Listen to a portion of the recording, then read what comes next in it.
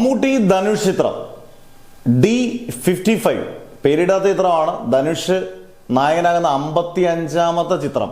അതിലുപരി മമ്മൂട്ടി 8 വർഷത്തിന് ശേഷം തമിഴിൽ പേരൻപ് എന്ന് പറയുന്ന സൂപ്പർ സിനിമയാണ്. സിനിമ കളക്ഷൻ നേടിയോ, അവാർഡുകൾ കൊടുത്തോ, അറിയിച്ച ഒരു അവാർഡുകൾ പോലും കിട്ടാഞ്ഞ, ദേശീയ അവാർഡുകളോ തമിഴ്നാട് സർക്കാരിൻ്റെ അവാർഡുകളോ ഒന്നും കിട്ടാഞ്ഞ പടമാണ്. പക്ഷേ സിനിമ കണ്ട പ്രേക്ഷകന് മുമ്പിൽ ആ മമ്മൂട്ടി എന്ന് പറയുന്ന അച്ഛൻ കഥാപാത്രവും മോളുടെ കഥാപാത്രവും ഒക്കെ വിങ്ങിപ്പൊട്ടുന്ന ഓർമ്മകളായിട്ടിരിക്കും. അത്രയും ഗംഭീരമായിട്ടാണ് സിനിമ ചെയ്തേക്കുന്നത്.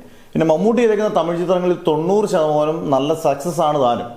അതുകൊണ്ട് തന്നെ മമ്മൂട്ടി ചെയ്യുന്ന അടുത്ത 8 വർഷത്തിന് ശേഷം മമ്മൂട്ടി ചെയ്യുന്ന ചിത്രം എന്നുള്ള രീതിയിൽ ഈ ധനുഷ് ചിത്രം ഒരുപാട് ശ്രദ്ധിക്കപ്പെടാൻ ചാൻസ് വളരെയധികം കൂടുതലാണ്. ഇന്നലെ തന്നെ അവർ ടൈറ്റിൽ ഇന്ന് 12 മണിക്ക് ഉണ്ടെന്ന് പറഞ്ഞ ഒരു കിരീടമൊക്കെ വെച്ചിട്ട് എന്നൊക്കെ വെച്ച് ഗംഭീരമായിട്ടാണ് അവർ ചെയ്തേക്കുന്നത്. പിന്നെ രാജ്കുമാർ പെരിയസ്വാമി അമരൻ എന്ന് പറയുന്ന സൂപ്പർ മെഗാ ഹിറ്റ് പടം, നല്ല ഗംഭീര പടമാണ് അയാൾ ചെയ്തു വെച്ചേക്കുന്നത്. അതിനകത്ത് ഈ പറഞ്ഞ പോലെ ഉള്ള താരങ്ങൾ സായി പല്ലവി ഒക്കെ ഇതിനകത്തും ഉണ്ട്. കുറേ കാസ്റ്റ് ആൻഡ് ക്രൂസ് എല്ലാം നല്ല ഗംഭീര ടെക്നിക്കൽ ക്രൂ ഒക്കെ ആയിരിക്കുകയാണ് എടുക്കുന്നത്. എന്തായാലും നല്ലൊരു സിനിമയാകാനുള്ള ചാൻസ് ഉണ്ട്. നല്ല ഒരു ധനുഷ് പരാജയത്തിന്റെ പടുക്കുഴിയിൽ നിൽക്കുന്ന സമയമാണ്. നല്ല ചിത്രങ്ങളൊന്നും ധനുഷിന് ഇത്ര കിട്ടുന്നില്ല. അടുപ്പിച്ചടുപ്പിച്ച് കിട്ടില്ല ഫ്ലോപ്പുകൾ, സംവിധാനം ചെയ്യുന്ന ചിത്രങ്ങളെല്ലാം ഫ്ലോപ്പുകൾ. എന്തായാലും മമ്മൂട്ടി നല്ലൊരു ക്യാരക്ടറാണ് സെലക്ട് ചെയ്യുന്നത്.